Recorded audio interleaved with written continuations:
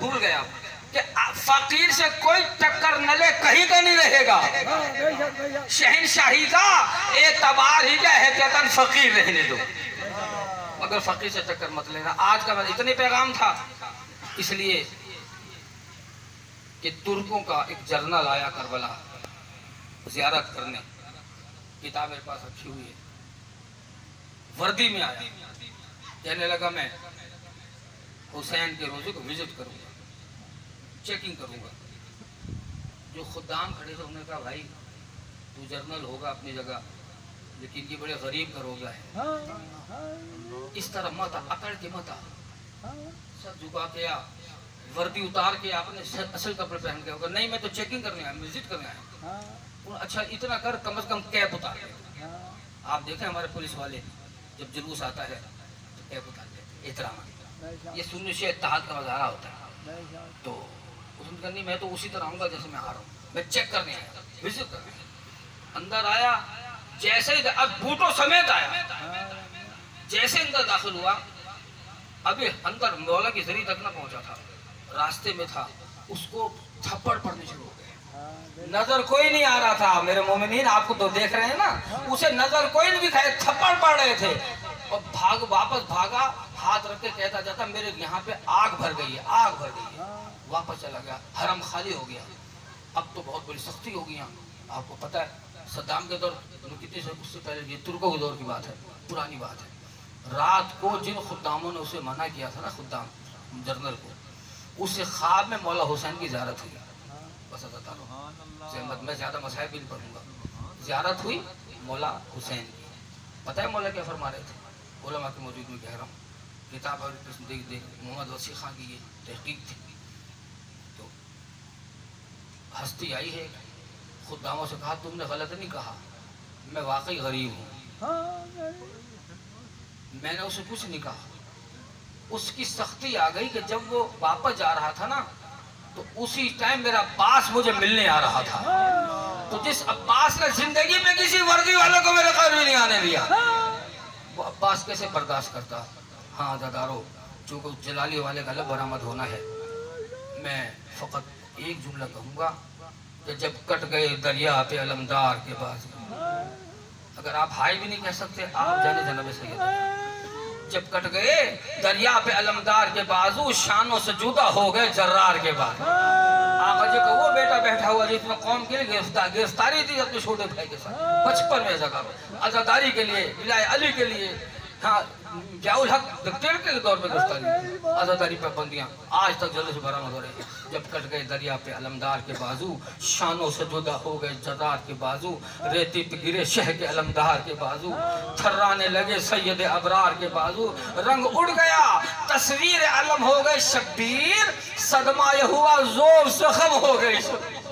اکبر سے کہا کر دو غریباں کو دوپہرا, ہم سوگ میں ہیں قتل ہوا شیر ہمارا. عاشق میرے بچوں کا زمانے سے سدھارا, فرما گئی حضرت نے امامے کو اتارا. ارے گرنے جو لگے لاش پہ گش کر گئے شبیر, ثابت علی اکبر پہ ہوا مر گئے شبیر. حضرت کو سنبھالے ہوئے دریا پہ جو آئے, عباس علمدار سسکتے نظر آئے.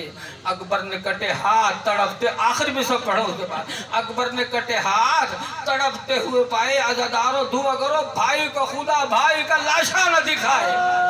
عباس کے لاشے بھی پہنچے, ابھی عباس کے ہاں دم میں دم تھا, دادارو سانس لے رہے تھے. ایک مرتبہ عباس کا سر اٹھایا, اپنے زانوں پہ رکھا, بس ایک جملہ, اب مولا کا علم آ جائے گا دادارو, علم نہ بھی آیا عباس تو شروع ہو جائے گی, مجھے نہیں پتہ کیا انتظامات ہے. ایک مرتبہ ہوا کیا, جب عباس کے لاشے پہ پہنچے, عباس سانس لے رہے تھے, ایک مرتبہ عباس نے حسین کو دیکھا, نہ دیکھ سکے. کب آپ مولا جب دنیا میں آیا تھا ماں نے بتایا تھا سب سے پہلے آپ کے چہرے کی زیارت کی تھی.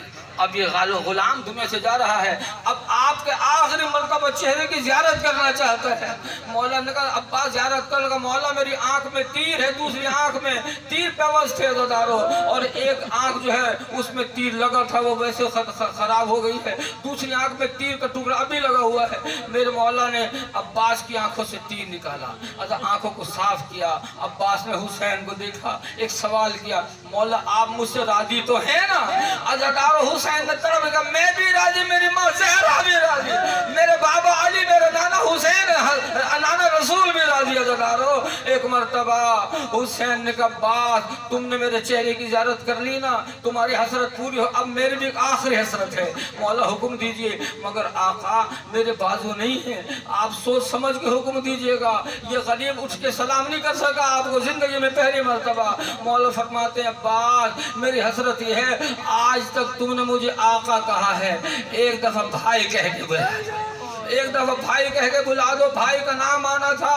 एक मर्तबा अब्बास तड़प के कहते, मौला में भाई तो कह दूंगा मगर मदीने में मेरी माँ उम्मुल बनीन नाराज हो जाएगी। औलाद वाले जंगल से आवाज आई, अब्बास हुसैन को भाई तू कहो, तेरी माँ का जिम्मा फातिमा ज़हरा लेना चाहती है। अज़ादारो हसरत भरी निगाह से देखा इमाम ने, अरे भाई का दम निकल गया भाई के सामने। अब्बास ने 3 मर्तबा रो गया, हाय मेरा प्यासा भैया हुसैन, हाय मेरा गरीब भैया हुसैन, हाय मेरा प्यासा भैया हुसैन। अज़ादारो हुसैन ने अलम को उठाया, अलम लेके चले। अज़ादारो अलम जो पहुंचा है, मेरे मौला ने देखा अज़ादारो बच्चे मौजूद हैं, चूंकि अब्बास नहीं आए। अज़ादारो सकीना के हाथों से पानी का कूजा गिर गया, कहा बच्चों मेरा चाचा मारा गया। ज़ैनब ने बीवियों को जमा के मातम शुरू होने वाला। अज़ादारो अब्बास का कहाँ पढ़ना है बाद में तुमने। जब मेरे मौला पहुंचे हैं, अब्बास तो नहीं आए, अलम आया। ज़ैनब ने बीवियों को जमा कर दिया। अज़ादारो अलम ला सकते तो ले आना, इसलिए कि अलम जो खेमे में आया था, ज़ैनब ने बीवियों को बुलाया था, जमा करके बीवियों से कहा, बीवियों जब करबला आए थे मैंने वादा किया था तुम्हारे पर्दे की मैं जानू। आज ज़ैनब अल्फाज वापस ले रही है, मेरा अब्बास मारा गया, मेरा गाजी मारा गया, मेरा सत्ता मारा गया। अज़ादारो जब अब्बास का अलम खेमे में आया था, सकीना ने कहा था, बाबा मेरे चाचा क्यों नहीं आए। अज़ादारो अब्बास को तो ले आए। मेरे मौला अब्बास को तो बच्चे थे, छोटा ये से कहता था, आंसू बहा बहा, बाबा हमारे घर में कब आएंगे चाचा। आया अलम का तो अलम आ रहा है, खड़े होकर इस्तकबाल कीजिएगा, ये बड़ा मजलूम का अलम है। बाबा हमारे घर में कब आएंगे चाचा। आया अलम, पर उनका न आने की वजह क्या, छोटे से लोग के तब ये बड़े भाई ने कहा, अम्मा की मां गुजर गई, सदमे गुजर गए, भैया तुम्हें खबर नहीं, बाबा तो मर गए। हाय अब्बा, हाय सकाए सकीना, हाय